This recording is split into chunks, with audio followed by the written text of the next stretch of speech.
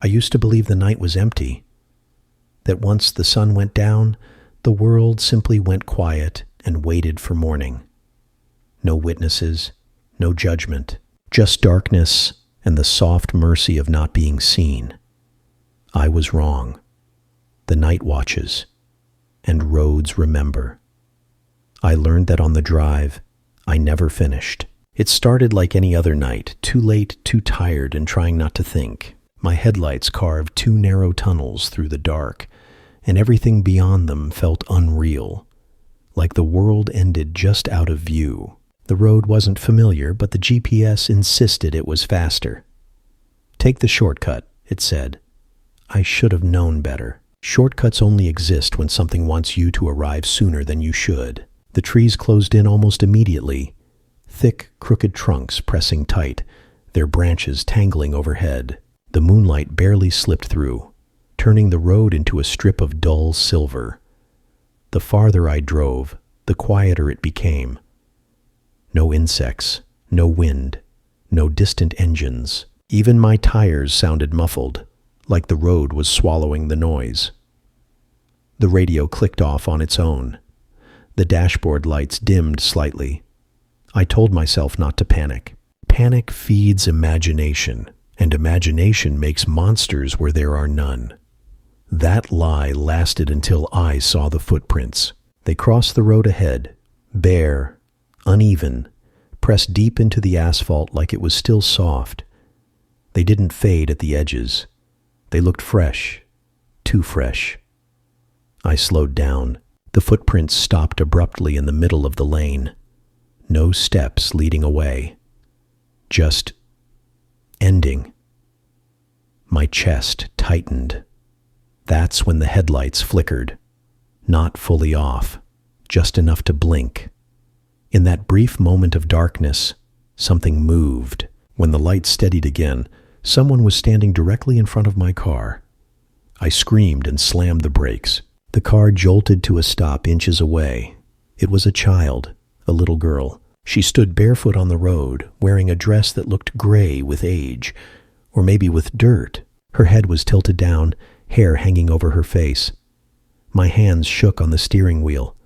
"Hey," I whispered, "are you lost?" She didn't respond. "I can help you," I said. Just step to the side." Slowly she lifted her head.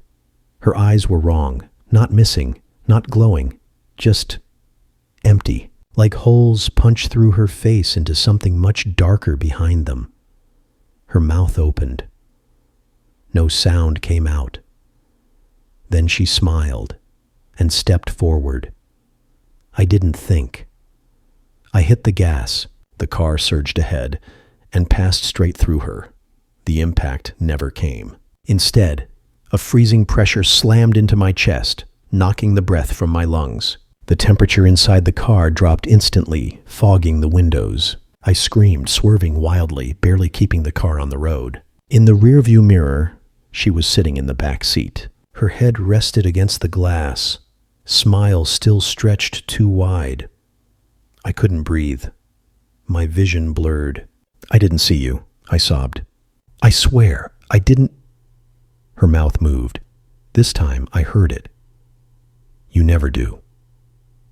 The car radio burst to life. Static, then voices overlapping, crying, shouting, pleading, all mashed together like a memory being replayed wrong. Through the noise, one phrase repeated again and again. "Why didn't you stop?" The road ahead twisted unnaturally, bending sharper than it should have. Trees leaned inward, their branches scraping the car, leaving long, shrieking sounds like fingernails on metal. The headlights began to dim. I felt something cold brush my shoulder, small fingers, squeezing. I begged. I prayed. I promised things I could never give. The car lurched violently and suddenly stopped. The engine died. Silence fell like a grave closing. The little girl was no longer behind me. She stood outside the driver's door now. Her face was closer than it should be. Behind her, shapes emerged from the trees. People. Too many. Men, women, children. Some were whole. Others, not. Broken limbs, twisted necks, hollow eyes, all of them staring, all of them waiting. The girl raised her hand. Every mouth opened at once. They spoke together. Drive. The engine roared back to life. The road ahead ended abruptly, dropping into darkness. No bridge, no warning, just empty space. The car accelerated on its own. I screamed as the headlights tipped downward. And then I woke up. I was gripping the steering wheel, gasping for air. The road was normal. Streetlights glowed softly. My GPS spoke calmly. You have arrived.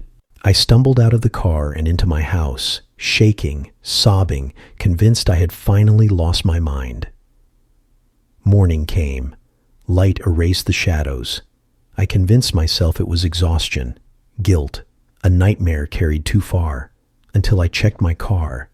Handprints covered the windows, small ones, large ones, hundreds, and pressed into the hood, bare footprints, leading away, leading back to the road. That night, I dreamed of headlights behind me.